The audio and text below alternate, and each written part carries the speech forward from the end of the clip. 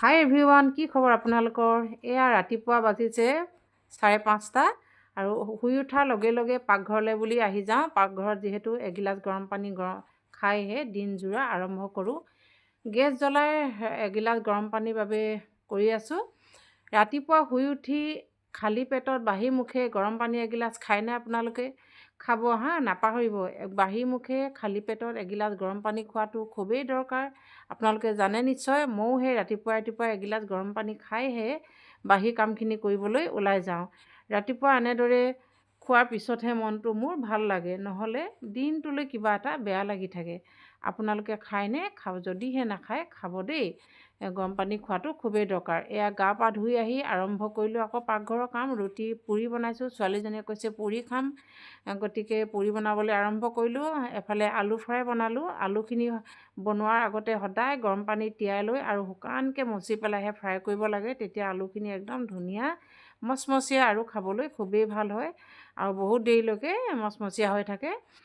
ছোৱালীজনী টিফিনত তাকে ভৰাই দিবলৈ আলু ফ্ৰাই বনালোঁ ৰাতিপুৱাই। এয়া হৈ গ'ল। ছোৱালীজনীৰ বাবে পুৰি বনালোঁ, আলু ফ্ৰাই বনালোঁ। ৰাতিপুৱাখিনি সঁচাকৈ খুবেই খৰখেদা হয়। কাম ইটো কৰোঁ সিটো কৰোঁ কৰোঁতেই মানে একদম সময়খিনি কোনফালে গুচি যায় ধৰিবই নোৱাৰোঁ। আৰু মোৰ বাবে তৈয়াৰ কৰিলোঁ এয়া গ্ৰীণ টি। মই সদায় ৰাতিপুৱা গ্ৰীণ টিহে খাওঁ। গাখীৰ চাহ বা ৰঙা চাহ মই নাখাওঁ।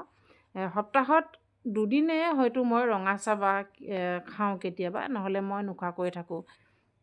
গ্ৰীণ টি খাব দেই ৰাইজসকল, গ্ৰীণ টি খাব। গ্ৰীণ টি খালে স্বাস্থ্যৰ বহুতো বেমাৰৰ পৰা বাচি থাকিব পাৰিব আপোনালোকে।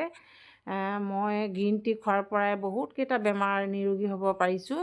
আৰু এয়া দেখিছে, এতিয়া অকণমান দেৰি গৰম পানীখিনি দি তিয়াই থৈ দিম। সেয়া ঢাকি ৰাখিছোঁ। এফালে ছোৱালীজনীৰ বাবে অমলেট বনালোঁ, পুৰি বনালোঁ। টিফিনটো অলপ ধুনীয়াকৈ দিবলৈ খোজোঁ, যিহেতু 2:20ত ছুটি হয়, বহুত দীঘলীয়া, ভোক লাগে।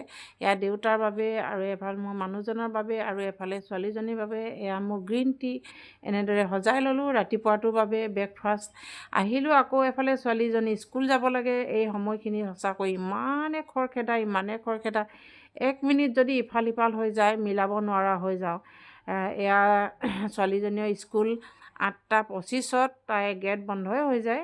তাতকৈ যদি দেৰি কৰে স্কুলত আকৌ কথা শুনিবলগীয়া হয়। সেয়া খৰখেদাকৈ ছোৱালীজনীক উলিয়াই দিব লাগে। এফালে মানুহজনকো উলিয়াই দিব লাগে। মানুহজনো ওলাই যায় 9 বজাৰ লগে লগে অফিচ পাবগৈ লাগে। তেখেতকো আকৌ খোৱাই বোৱাই টিফিন চিফিন পেক কৰি পঠিয়াব লাগে। দেখিছে, এয়া ছোৱালীজনী হৈ গৈছে ইতিমধ্যে ওলোৱা। এতিয়া আৰু তাইক বাই টাটা কৰি পঠিয়াবহে লাগে। এফালে দেউতাক ৰৈ আছে। সেইকাৰণে আজিলৈ সকলোকে তেনেহ'লে এৰিছোঁ হা।